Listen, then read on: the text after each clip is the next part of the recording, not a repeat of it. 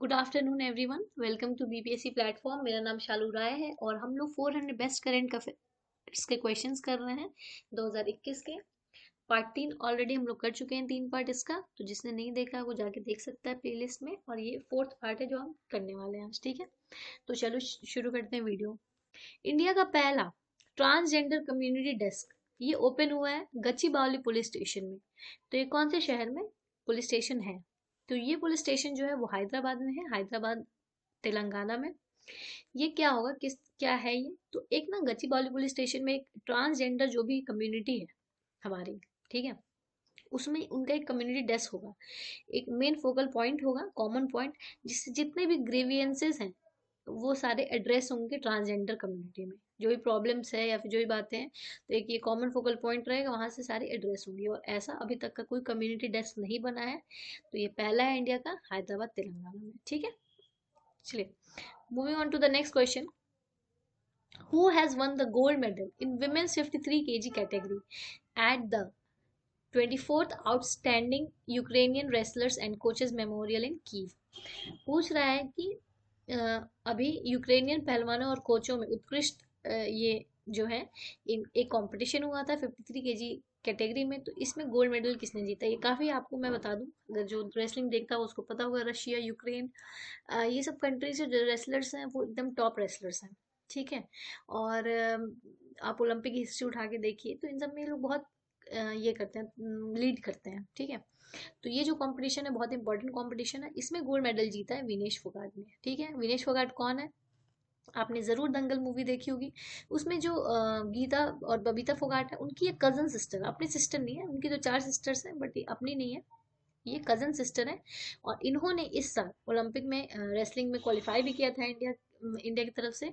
और ये मेडल नहीं जीत पाई बट शी वो वर्ल्ड नंबर 1 रह चुकी हैं और टॉप 8 से बाहर हो गई थी। लेकिन आप नाम ध्यान में रखिए, बहुत ही इंपॉर्टेंट, बहुत ही अभी इस केजी कैटेगरी में इंडिया की सबसे बेस्ट रेसलर है Vinesh Phogat. Moving on to the next question. India की क्या रैंक है इकोनॉमिक्स फ्रीडम इंडेक्स 2021 में? ठीक है, तो इंडिया की रैंक क्या है? तो इंडिया की रैंक है 121। ठीक है, इकोनॉमिक्स फ्रीडम इंडेक्स मतलब क्या होता है कि जो भी हमारा, जैसे टैक्स फ्रीडम कितना है, ठीक है, और टैक्स बर्डन तो ज़्यादा नहीं है, ट्रेड फ्रीडम कितना है, इन सब कुछ चीज़ों को देखा जाता है एक कंट्री में और निकाला जाता है कि कितना इकोनॉमिक्स फ्रीडम इंडेक्स है। तो इंडिया की रैंक काफ़ी पुअर है, 121 है। अगर हम फर्स्ट बात करें तो सिंगापुर सबसे अच्छी कंट्री है इस मामले में। और अगर हम लोग एशिया पैसिफिक रीजन की बात करें, वैसे ये पूछेगा नहीं क्वेश्चन में, लेकिन फिर भी आपको बता रही हूँ, एशिया पैसिफिक रीजन की बात करें तो इंडिया की रैंक 20वीं है। ठीक है, ध्यान में रखिएगा 121 रैंक है। क्वेश्चन में 164 पे चलते हैं। यूनाइटेड नेशंस का जनरल असेंबली ने डिक्लेयर किया 2023 as international year of which crop? तो कौन से क्रॉप को कहा है यूनाइटेड नेशंस ने कि ये किस क्रॉप का साल रहेगा? आपको पता है हर साल एक फिक्स क्रॉप चुना जाता है, उसको कहा जाता है कि ये इस साल का फिक्स क्रॉप है। तो 2023 के लिए कौन सा क्रॉप चुना है? वो है बाजरा। ठीक है, मिलेट्स, ध्यान में आप रखिए। क्वेश्चन नंबर नेक्स्ट क्वेश्चन पे चलते हैं कि एक रिसेंटली एक पुस्तिका जारी की गई जिसका नाम है बंगी। ठीक है, और इसमें शोकेस किया गया ट्राइबल हेरिटेज, जो हम लोग आदिवासी विरासत है उसको दर्शाया गया। तो कौन से स्टेट की आदिवासी विरासत को दर्शाया गया है इस बुकलेट में? तो ये मध्य प्रदेश का ये बुकलेट है, बंगी नाम है जिसका, और जिसमें हमारा जो भी आदिवासी कल्चर, आपको पता है कि मध्य प्रदेश में ट्राइबल पॉपुलेशन काफी ज्यादा है, तो ये दर्शाया गया। ठीक है, तो इसका जवाब हो जाएगा, सही जवाब MP. Sorry.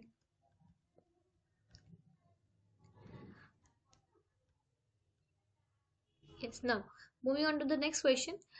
Who has become the first Indian women to score 10,000 international run? तो 10,000 इंटरनेशनल रन बनाने वाली पहली इंडिया की भारतीय क्रिकेटर है मिथाली राज, जो हमारी कप्तान भी है। इसके अलावा सिर्फ एक ऑस्ट्रेलियन प्लेयर उन्होंने बनाया है ये रिकॉर्ड। तो मिथाली राज है हाईएस्ट रन स्कोरर और कैप्टन भी हमारे इंडियन क्रिकेट टीम की।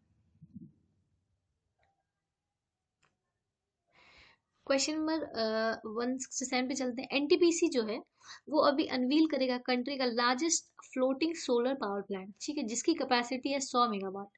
तो ये कौन से तेलंगाना के कौन से शहर में ये अनवील होगा? तो ये है रामाडुंगम शहर तेलंगाना में, वहां पे ये अनवील होगा। और एनटीपीसी ने अनवील किया है। देखिए आपको कंफ्यूज नहीं होना है कि जैसे मैं कभी बताती हूँ कि कंट्री का लार्जेस्ट सोलर पावर प्लांट है तो कौन सा होगा, और ये देखिए लार्जेस्ट फ्लोटिंग है जो पानी में तैरता है, ठीक है। तो ये सब आपको डिटेल याद रखनी पड़ेगी, और कि कंफ्यूज नहीं होना है कि लार्जेस्ट प्लांट में हमने कुछ और बताया था, फ्लोटिंग कुछ और बताया था। तो ये लार्जेस्ट फ्लोटिंग है और ये तेलंगाना में अनवील करेगा, एनटीपीसी ने इसको बनाया है। 100 मेगावाट कैपेसिटी है इसकी। नेक्स्ट सवाल पे चलते हैं। रिसेंटली किसने wild life photographer of the year people's choice award 2021 ये अवार्ड किसको मिला है? तो ये रॉबर्ट इरविन को मिला है। रॉबर्ट इरविन जो है वो ऑस्ट्रेलिया के वाइल्ड लाइफ फोटोग्राफर हैं। और आपको पता है कि भाई ऑस्ट्रेलिया में 2020 में बहुत ऑस्ट्रेलियन बुश फायर हो गया था, आपने न्यूज़ में काफ़ी पढ़ा होगा। तो उसकी एक बुश फायर की इन्होंने इमेज फोटो डाली थी, जिसकी वजह से इनको photographer of the year people's choice award 2021 मिला है। काफ़ी प्रेस्टिजियस अवार्ड है ये। क्वेश्चन नंबर 169 पे चलते हैं। Who has become the first fencer from India to qualify for the Tokyo Olympics? तो अगर आपने मेरी ओलंपिक्स और टोक्यो ओलंपिक्स की वीडियो देखी होगी, ओलंपिक्स और पैरा ओलंपिक्स की, तो आई एम वेरी श्योर आपको ये सवाल इजीली बता दोगे। तो इसका जवाब हो जाएगा भवानी देवी, सीए भवानी देवी, ठीक है। अभी तक इंडिया से आज तक ओलंपिक्स जितने सालों से हम उसमें पार्टिसिपेट कर रहे हैं, किसी भी फेंसर ने कभी क्वालिफाई नहीं किया। फेंसिंग क्या होता है? आप एक तरीके की तलवारबाजी कह सकते हो, लेकिन तलवार नहीं होता, उनका एक ऐसा स्वॉर्ड होता है, ड्राइंग होता है ऐसा, ठीक है। यहाँ एक ओपोनेंट होता है और एक दूसरा ओपोनेंट होता है, उसके पास भी सेम स्वॉर्ड होता है, और एक दूसरे के बॉडी में टच कराना होता है, और टच कराने पे पॉइंट्स होते हैं, जो ज्यादा पॉइंट ले जाता है वो जीत जाता है, ठीक है। This is known as fencing. और पहली फेंसर है मेल फीमेल दोनों में, मतलब कोई मेल भी किसी ने क्वालिफाई नहीं किया, तो शी इज भवानी देवी। इनका परफॉर्मेंस भी काफी अच्छा था। क्वेश्चन नंबर 170 पे चलते हैं। What is the length of India's first elevated urban expressway Dwarka expressway? आपने द्वारका एक्सप्रेसवे का नाम जरूर सुना होगा। तो इसकी लंबाई पूछ रहा है, तो इसकी लंबाई है 29 किलोमीटर, और ये इंडिया का पहला एलिवेटेड अर्बन एक्सप्रेसवे है, ठीक है। ये आप जरूर ध्यान में रखिए। और ये 2022 तक बन के तैयार हो जाएगा। द्वारका जो है दिल्ली में, जो नहीं पता है जिसको मैं बता दूं, ये दिल्ली में है। इसको ये जोड़ेगा गुड़गांव से, ठीक है। और भारतमाला जो प्रोजेक्ट है उसके अंडर ये एक्सप्रेसवे बन रहा है, और जब ये एक्सप्रेसवे बन जाएगा तो बहुत ज़्यादा दिल्ली में जो ट्रैफिक का इशू होता है वो बहुत ज़्यादा सॉल्व हो जाएगा, बहुत हद तक। क्वेश्चन नंबर 171 पे चलते हैं। On the occasion of Jan Aushadhi Diwas prime minister Modi dedicated to the nation the dash Jan Aushadhi केंद्र एट शिलोंग। सवाल ये कह रहा है कि जन औषधि दिवस अभी मनाया गया था, तो उसके अवसर पर प्रधानमंत्री ने शिलोंग में कौन से नंबर का जन औषधि केंद्र राष्ट्र को समर्पित किया? तो इसका आंसर हो जाएगा 75008, ठीक है। मतलब आपको पता है कि जन औषधि केंद्र जगह जगह खोले हैं पीएम मोदी ने, ठीक है। उससे क्या होता है, जन औषधि मतलब सस्ती दवाइयाँ मिलती हैं। आपने देखा होगा कि जैसे कि कोई भी दवाई है वो सॉल्ट के हिसाब से मिलती है ना, तो इन जब आप इन दुकानों पे जाओगे तो आपको ये सिर्फ उसका जो ऊपर का प्राइसिंग हो तो उस पर नहीं मिलेगा, ताकि गरीब जो है उनको इजीली दवाइयाँ मिल सके। तो ये अभी तक टोटल इतने सेंटर खुल चुके हैं, ठीक है। और ये शिलोंग में खोला गया था इस दिन, तो ये रिमार्केबल हो जाता है, आप ध्यान में रखिए। 7500वां सेंटर था ये, ठीक है। नेक्स्ट क्वेश्चन पे चलते हैं। Which state has been conferred the award for most film friendly state at 67 national film award? सबसे ज्यादा फिल्म फ्रेंडली स्टेट कौन सा है? तो वो है सिक्किम, ठीक है। सबसे ज्यादा सिक्किम में फिल्म फ्रेंडली एनवायरनमेंट है, इजीली शूट वूट हो सकता है, सब कुछ प्रॉपर सिक्किम की गवर्नमेंट प्रोवाइड करती है। नेक्स्ट सवाल पे चलते हैं। This is a very important question, मैंने अपने बिहार स्पेशल में भी कराया है, आपने वीडियो देखी होगी तो आप बता पाएंगे। Which has become the first state in the country to implement an ethanol promotion policy? कौन सा स्टेट ऐसा बन गया जिसने इथेनॉल प्रमोशन पॉलिसी जो है इम्प्लीमेंट करेगा? तो वो है हमारा स्टेट बिहार, ठीक है। बिहार जो है इथेनॉल प्रोडक्शन प्रमोशन पॉलिसी जो है 2021 उसको अप्लाई करेगा।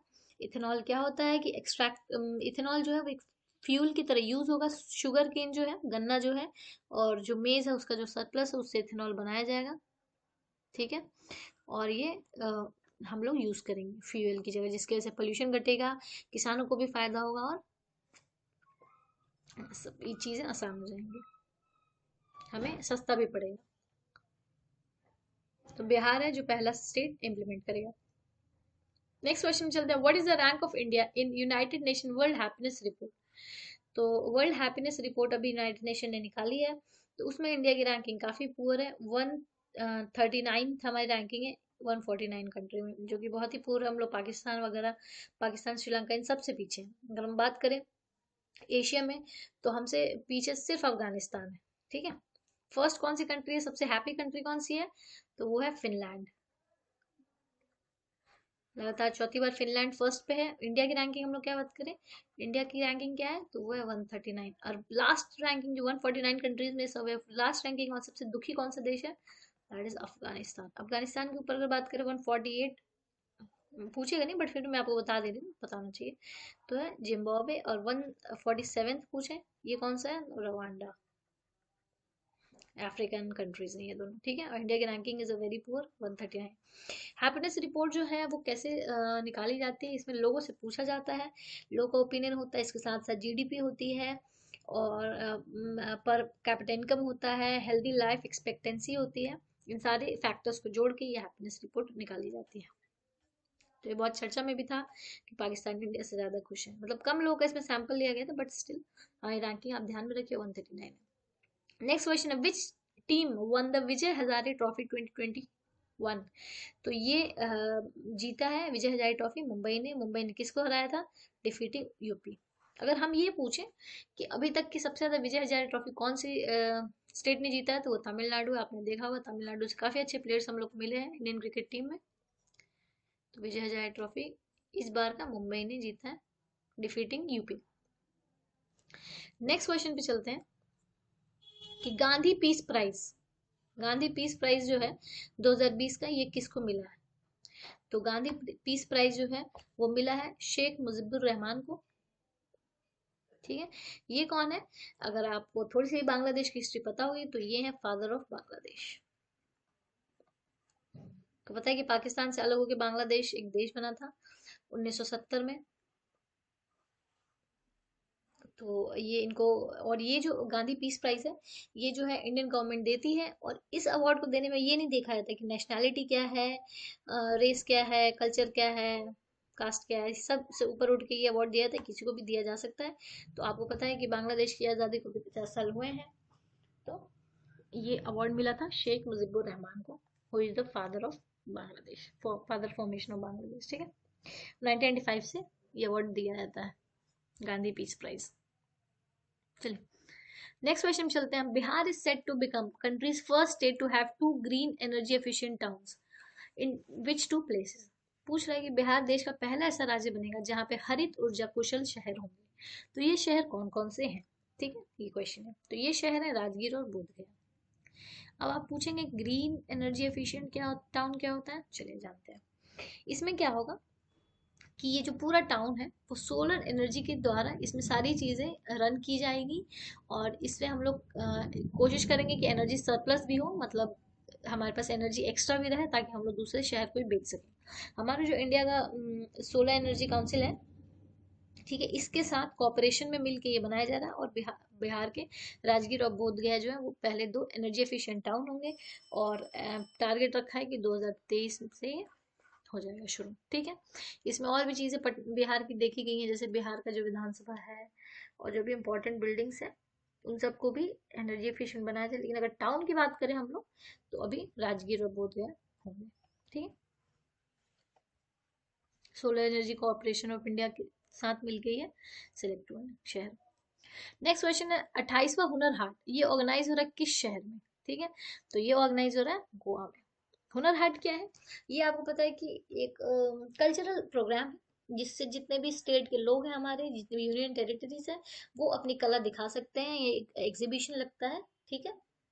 और इसका थीम क्या था, इसका थीम था vocal for local, vocal for local, ठीक है।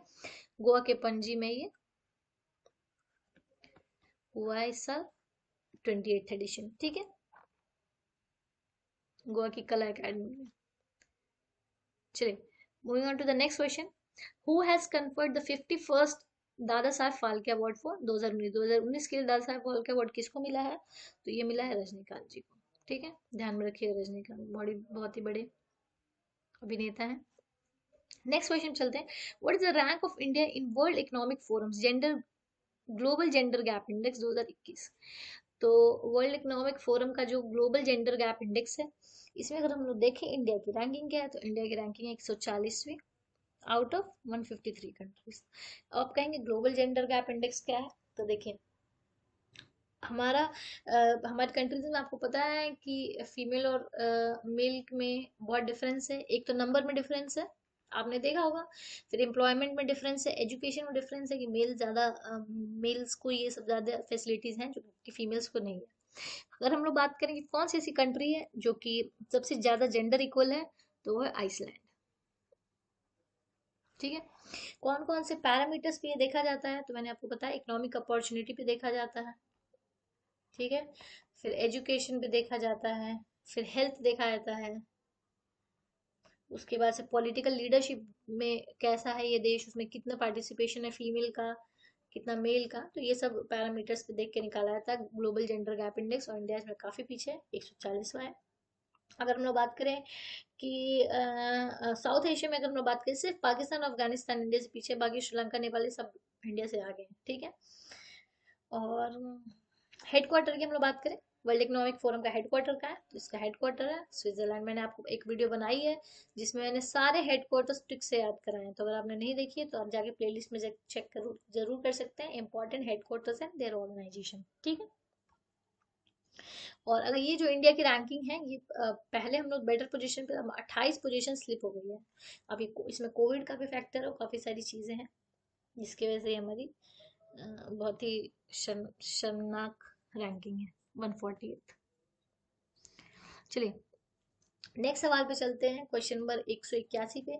सारथी पोर्टल जो है, ठीक है, ये अभी बनाया है एनआईसी ने, नेशनल इंफॉर्मेटिक्स सेंटर ने। तो अभी न्यूज में काफी था, तो ये किस चीज से एसोसिएटेड है? तो ये जो पोर्टल है सारथी पोर्टल, ये ड्राइविंग लाइसेंस से एसोसिएटेड है, सारथी। ठीक है, this portal is associated with driving licence. Next question चलता है, which country hosted the 17th BIMSTEC ministerial meeting? तो आपको पता है कि बिम्स्टेक जो है ये एक ऑर्गेनाइजेशन है, तो इसको अभी किसने होस्ट किया था? तो ये श्रीलंका ने होस्ट किया था। बिम्स्टेक में के बारे में थोड़ा डिस्कस कर लेते हैं, कौन कौन से इसमें कंट्रीज हैं। तो उसमें टोटल 7 कंट्रीज हैं। कौन कौन सी? तो है बांग्लादेश, इंडिया, म्यांमार, ठीक है, उसके बाद से नेपाल, भूटान, थाईलैंड, श्रीलंका। ठीक है, 7 हो गए। तो इसका होस्ट किया था इसको श्रीलंका ने। ठीक है, इसका हेडक्वार्टर कहाँ है बात करें तो that is in Dhaka. BIMSTEC का फुल फॉर्म मैं काफी बार बता चुकी हूँ। बे ऑफ बंगाल से जितनी भी टच कंट्री करती है ना, कंट्रीज ये सब इसमें आती है। चलिए क्वेश्चन में 183 पे चलते हैं। एजुकेशन मिनिस्टर जो हमारे हैं रमेश पोखरियाल निशंक जी, इन्होंने एक लॉन्च किया इनिशिएटिव ताकि बच्चों को हेल्प कर सके, इम्प्लीमेंटेशन में बच्चों को नहीं, शिक्षकों को, जो नया एजुकेशन पॉलिसी है उसमें। ठीक है, आपको पता है कि राष्ट्रीय शिक्षा नीति आई है, जिसके बारे में आपने सुना होगा डिटेल में, कि कैसे अब जो हम लोग जैसे 10th 12th करते हैं ना, 10th boards, 12th boards, 10th में हमें चूज करना होता है कि हमें साइंस में जाना है या आर्ट्स में जाना है, कॉमर्स में जाना है। तो अब ये चीज़ें बिल्कुल एलिमिनेट हो गई हैं। अब आप एक साथ आपके जो जो फेवरेट, ऐसा नहीं है कि जैसे साइंस है, कोई बच्चा मानिए साइंस लेता है तो उसको फिर पूरा पढ़ना पड़ता है, फिजिक्स भी, केमिस्ट्री, मैथ्स भी। तो अगर सिर्फ किसी को फिजिक्स में इंटरेस्ट हो, मैथ्स में इंटरेस्ट हो, इधर से हिस्ट्री में भी इंटरेस्ट, तो ये सब ले सकता है।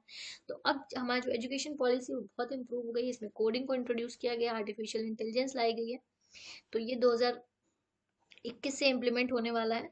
ठीक है, होने वाला था, अब तो स्कूल्स नहीं खुले हैं, तो जब सब स्कूल खुलेंगे तब धीरे धीरे पढ़ा रहे हैं, बट प्रॉपरली और इम्प्लीमेंट हो जाए तो इसके लिए एक पोर्टल इन्होंने लॉन्च किया, इसका नाम है सार्थक।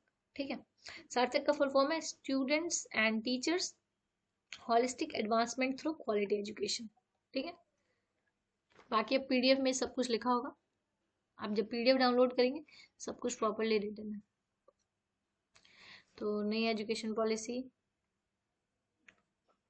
इम्प्लीमेंट होगी सार्थक पोर्टल के द्वारा। नेक्स्ट क्वेश्चन पे चलते हैं कि थ्री बैंडेड थ्री बैंडेड रोज फिंच, ये अभी अरुणाचल प्रदेश में देखा गया है। तो ये क्या है, मतलब प्रजाति क्या है इसकी? तो ये एक बर्ड है, ठीक है, थ्री बैंडेड रोज फिंच, नाम ध्यान में रखिए। This is a type of bird जिसको काफी सालों बाद अरुणाचल प्रदेश में देखा गया है। नेक्स्ट क्वेश्चन पे चलते हैं। वर्ल्ड का पहला micro sensor based explosive trace detector जिसका नाम है नैनो स्निफर, इसको किस देश ने लॉन्च किया? तो इसको लॉन्च किया हमारे भारत ने। मैं बताऊं कि नैनो स्निफर क्या है। ये एक एक्सप्लोसिव ट्रेस डिटेक्टर है जो कि नैनो स्निफर, मतलब आप ये एक थोड़ा सा अंदाजा तो लगा ही पाएंगे क्या ये नैनो सेकंड में डिटेक्ट कर लेगा? तो हाँ, ये काफी कम टाइम में, सोचो कि 10 सेकंड से कम में, लेस देन 10 सेकंड्स में डिटेक्ट कर लेगा कि हाँ यहाँ कोई एक्सप्लोसिव है कि नहीं, ठीक है। और ये फुली मेड इन इंडिया है और इसका माइक्रो सेंसर है, इसका मतलब साइज जो है वो बहुत छोटा होगा, ठीक है। और आईआईटी बॉम्बे जो है उसके स्टूडेंट्स ने इसको बनाया। तो अब ये हो सकता है कि आपसे ये पूछ दे कि किस देश ने बनाया, नाम देखिए, नैनो स्निफर को किसने बनाया? इंडिया ने। हो सकता है कि ये पूछ ले कि इंडिया ने पहला माइक्रो सेंसर बेस्ड ईटीडी बनाया है, उसका क्या नाम है? तो आपको नाम पता होना चाहिए। नैनो स्निफर कितने देर में, लेस देन 10 सेकंड्स में, और आईआईटी बॉम्बे के स्टूडेंट्स ने बनाया। जो भी मैं एक्स्ट्रा इन्फॉर्मेशन देती हूँ आप उसको जरूर नोट कीजिए, और अगर आपके पास पीडीएफ नहीं है तो नोट कीजिए, और अगर आप पीडीएफ डाउनलोड कर लिए हैं एप्लीकेशन से तो कोई दिक्कत नहीं है। एप्लीकेशन का मैं बता दे रही हूँ, गूगल प्ले स्टोर से आप जाएंगे, बीपीएससी प्लेटफॉर्म सर्च करेंगे, आपको हमारा एप्लीकेशन मिल जाएगा। वहाँ काफ़ी सारी फ्री चीज़ें हैं, पीडीएफ है, कोर्सेज है, टेस्ट सीरीज है, आप डेफिनेटली जाके इनरोल कीजिए और फायदा उठाइए। नेक्स्ट क्वेश्चन चलता है। What is the name of the Sanskrit learning app which is launched in Bangladesh by the Indira Gandhi cultural centre? तो अभी recently Indira Gandhi cultural centre ने एक संस्कृत ऐप लॉन्च किया है बांग्लादेश में। तो उस एप्लीकेशन का क्या नाम है? उस एप्लीकेशन का नाम है लिटिल गुरु, ठीक है, लिटिल गुरु। ताकि जो हमारा संस्कृत है इसको इजीली, मतलब जैसे आपको पता है कि संस्कृत इज टफ लैंग्वेज, ठीक है, काफी रिच लैंग्वेज है, one of the oldest language है, तो उसको सिंप्लीफाइड फॉर्म में लोग सीख सकें, इसलिए ये एप्लीकेशन अभी रिसेंटली लॉन्च हुआ बांग्लादेश में, लिटिल गुरु नाम है इसका। नेक्स्ट क्वेश्चन चलते हैं। What is the name of the mobile application which is launched by government to facilitate one nation one ration card? तो आपको पता है कि हम लोग क्या स्कीम है कि जिस एक देश है हमारा, तो एक ही राशन कार्ड हो जिस पे सारी चीजें आप इजीली राशन मिल सके। तो उसके लिए एक एप्लीकेशन लॉन्च हुआ है रिसेंटली, तो उसका नाम है वन रेशन, ठीक है, वन रेशन। चलिए, नहीं सॉरी, वन रेशन नहीं, इसका आंसर हो जाएगा option E, none of these, क्योंकि इसका एप्लीकेशन का नाम है मेरा रेशन। मैं सोच रही थी, थोड़ा कंफ्यूजन हो गया था मुझे, मेरा रेशन, ठीक है। तो ये एप्लीकेशन लॉन्च किया है ताकि सारी चीज़ें यहाँ से इनको पता चल जाए कि रेशन कहाँ मिलेगा, कितना मिलेगा, आप कितना, आपका वो है कोटा है, इजीली आप ऐप में डेटा अपना फिट करेंगे, सारी चीज़ें खुल के आ जाएंगी। नेक्स्ट सवाल पे चलते हैं। बजट जो अभी रिसेंटली लॉन्च हुआ है उसमें that is based on 6 pillars, तो इनमें से कौन सा पिलर उसमें नहीं है? चलिए तो एक बार हम लोग देख लेते हैं कि हेल्थ एंड वेलबींग है, जी बिल्कुल है। मिनिमम गवर्नमेंट मैक्सिमम गवर्नेंस, क्या ये है? हाँ बिल्कुल है, कि न्यूनतम सरकार हो अधिकतम शासन हो, ठीक है। उसका नेक्स्ट पे चलते हैं। Innovation and research and development, क्या ये है? हाँ बिल्कुल है, नवाचार और अनुसंधान एवं विकास, ठीक है। फोर्थ पे चलते हैं। क्या एग्रीकल्चर डेवलपमेंट है? तो एग्रीकल्चर डेवलपमेंट है तो नहीं, ये नहीं है, ठीक है। तो ऑफ कोर्स दो ऑप्शन सही हो गए, तो हम लोग को आगे ऑप्शन चेक करने की जरूरत ही नहीं था, हम डायरेक्टली ऑप्शन ई पे आ जाते, लेकिन मैं सारे ऑप्शन सबको बता रही थी। तो ये तो तीन हो गए, बाकी तीन कौन से मैं यहाँ पे लिख देती हूँ ताकि आपको पता चल जाए। बाकी है physical and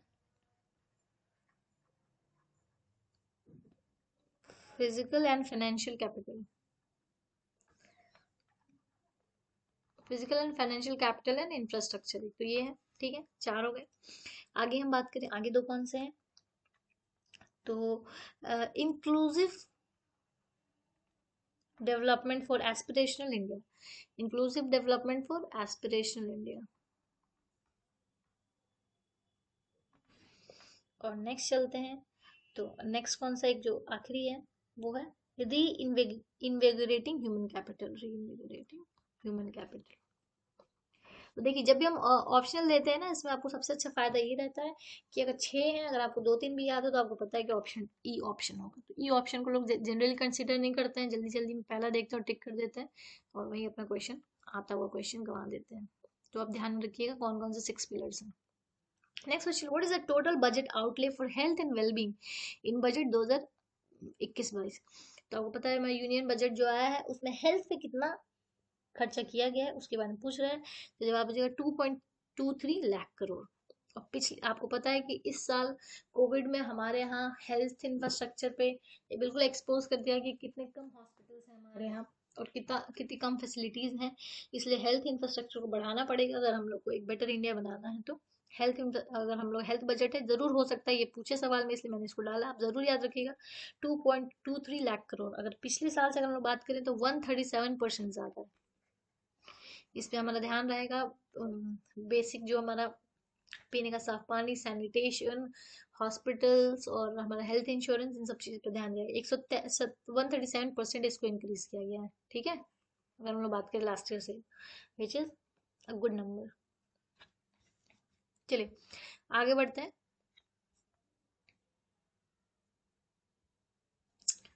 As per union budget 2021, how many fishing hubs to be developed?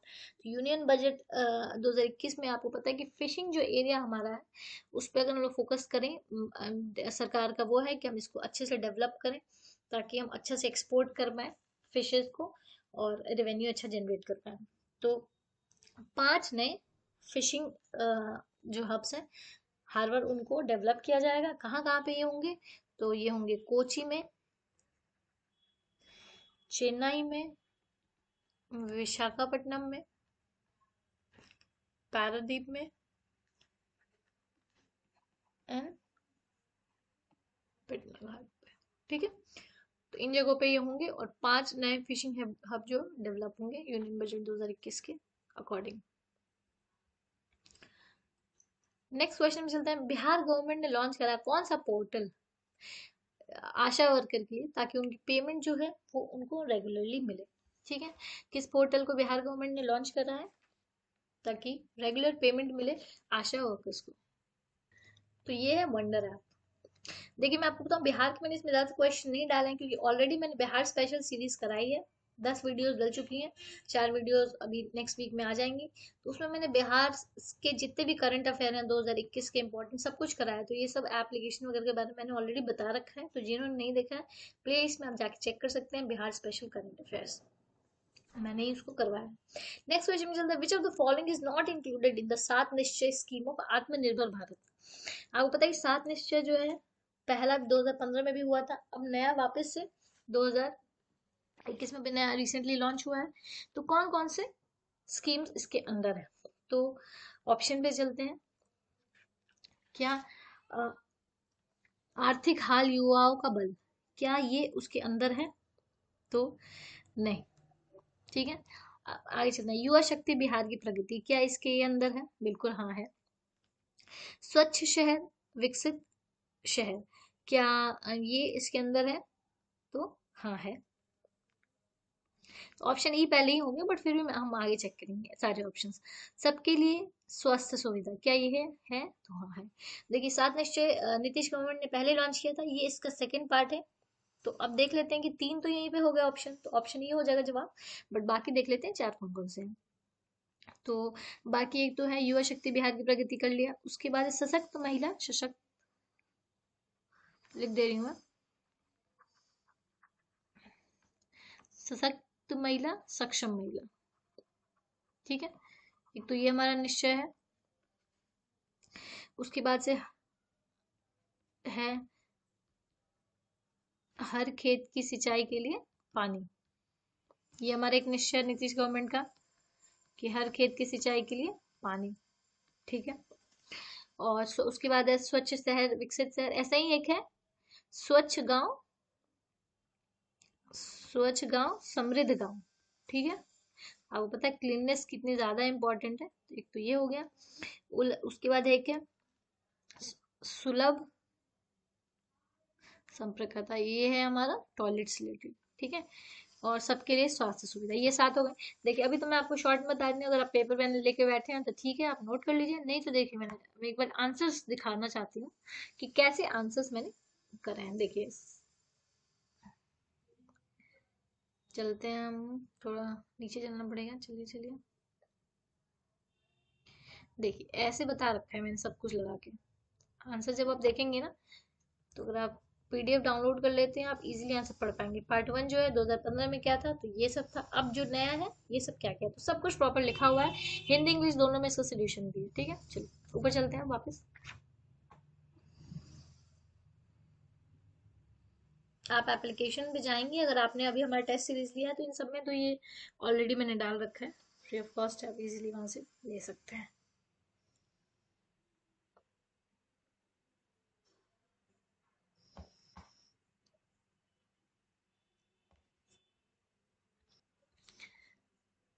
चलिए नेक्स्ट सवाल पे चलते हैं। रिसेंटली कौन पहली महिला फीमेल एस्ट्रोनॉट बन गई यूएई की, सॉरी स्पेलिंग दिया मैंने, ठीक है। तो यूएई की पहली महिला अंतरिक्ष यात्री है नोरा अल मतरूशी, ठीक है। अब नाम ध्यान में रखिए, this is a very important question, ये यूपीपीसीएस में भी आ चुका है, और नासा से इनको ट्रेनिंग मिल रही है, और ये पहली फीमेल अंतरिक्ष यात्री है फ्रॉम यूएई। नेक्स्ट सवाल पे चलते हैं कि इंडिया का largest floating solar power plant, जिसकी 100 मेगावाट वाट कैपेसिटी है, ये क्वेश्चन मैंने अभी कराया है, वापस से रिपीट यहाँ पे डाल दिया। तो यहाँ पे ये कहाँ पे बन रहा है, तो ये तेलंगाना में बन रहा है। वहां पे मैंने बेसिक उनका शहर पूछ लिया, तो यहाँ पे स्टेट है। नेक्स्ट क्वेश्चन है मे फ्लावर 400, ये रिसेंटली न्यूज में था, ये क्या है। तो ये आपको पता है वर्ल्ड की पहली आर्टिफिशियल इंटेलिजेंस शिप है। इसमें आर्टिफिशियल इंटेलिजेंस के द्वारा इजीली हम लोग शिप के पानी के अंदर क्या है, मैरीन लाइफ कैसी है, ये सब कुछ हम इजीली पता लगा पाएंगे आर्टिफिशियल तरीके से। तो ये बहुत ही पावरफुल शिप है, ऐसी शिप अभी तक दुनिया में कहीं नहीं बनी है। नेक्स्ट क्वेश्चन पे चलते हैं। Where has India's first agriculture export facilitation centre has been establish, Bharat का पहला कृषि निर्यात सुविधा केंद्र ये कहाँ पे स्थापित किया गया, तो ये पुणे में स्थापित किया गया, ताकि जो भी हमारा एक्सपोर्ट है, एग्रीकल्चर एक्सपोर्ट है दूसरे कंट्री में जो हम लोग निर्यात करते हैं, तो ये एक फैसिलिटेशन सेंटर है, जहाँ से सब कुछ एक सेंटर पॉइंट रहेगा, जहाँ से आपकी सारी क्वेरीज या जो भी प्रॉब्लम्स है सारी सॉल्व हो जाएंगे। तो पुणे में ये पहला ऐसा एक्सपोर्ट सेंटर बनाया गया। नेक्स्ट पे चलते हैं कि कौन से स्टेट को पहला रैंक मिला है sustainable development gender equality index 2020-21 में नीति आयोग के द्वारा। तो इसमें पहला रैंक मिला है हमारा छत्तीसगढ़ को, ठीक है। जेंडर इक्वालिटी इंडेक्स मतलब जेंडर इक्वल, अगर हम लोग बात करें इंडिया में सबसे ज्यादा लड़के लड़कियों में समानता कहाँ है, तो ये छत्तीसगढ़ में है, ठीक है। नेक्स्ट क्वेश्चन पे चलते हैं कि कौन सी कंट्री ने, अभी आपको पता है कि साइक्लोन यास आया था, उड़ीसा में आया था ये, ठीक है, इसी साल में। तो जिसने बे ऑफ बंगाल को हिट किया था रिसेंटली, तो कौन से देश ने ये नाम दिया, तो ये नाम दिया ओमान के द्वारा। आपको पता है जब भी ये सब होता है ना, तो कोई दूसरी कंट्री नाम भी देती है, तो ये नाम जो साइक्लोन यास था, इसका नाम ओमान ने दिया था। चलिए आज के आखिरी सवाल पे चलते हैं कि जो बिहार का जो रिवर है, ठीक है, सॉरी, बिहार के कौन से रिवर पे डगमारा हाइड्रो इलेक्ट्रिक प्रोजेक्ट बन रहा है, तो बिहार के कोसे रिवर पे ये प्रोजेक्ट बन रहा है, काफी बड़ा प्रोजेक्ट है। तो आप ध्यान में रखिए, नाम भी ध्यान में रखिए, कौन से रिवर बन रहा है वो भी ध्यान में रखिए। तो this is it for today, thank you so much, have a good day.